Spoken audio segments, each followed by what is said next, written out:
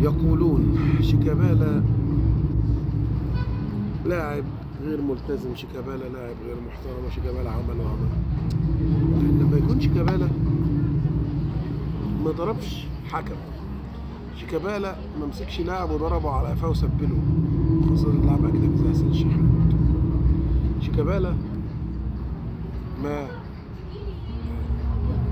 ما شدش دراع حكم ولا زقه في كتفه ولا الحاجات دي كلها. ليه شيكابالا كان قليل الأدب؟ وليه اللي زي الشناوي ووليد سليمان ولما قلع على الحكم التيشيرت خلاه ملط باين له بطنه وباين عورته كانت عادي؟ الناس دي يفضلوا كابتن تاريخي وطول عمره محترم. ليه شيكابالا كان قليل الأدب؟ يعني من انهي وجه انت شايفها؟ واحد بيتقال له نداءات عنصريه بلونه فبيجي يروح رادد رد ما نقدر نقول عليه رياكشن خارج من واحد مضغوط، فما بالاخر ما ضربش حد، قاعد يعمل حركات في الهواء. ممكن تقول حركات فيها تجاوز بس ايه برضه هو مش بيشاور على حد معين. انك تضرب حد معين دي قضيه يا جماعه.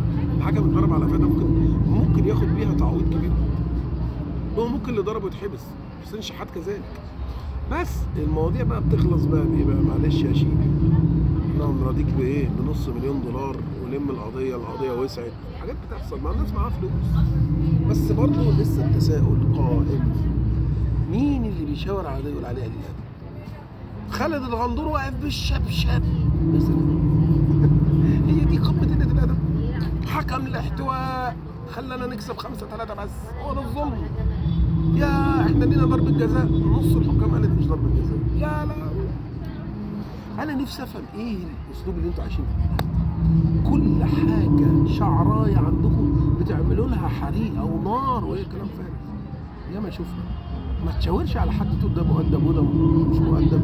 لان اقدم واحد عندكم ده ابو تريكة كان بيتريق على الزمالك وقال على جمهور الاسماعيلي القافله تسير والباقي كملوه، يعني الكلام بتاعه لما حطوا يافطه باتشوكا بتاعت 4 هزيمه الاربعه.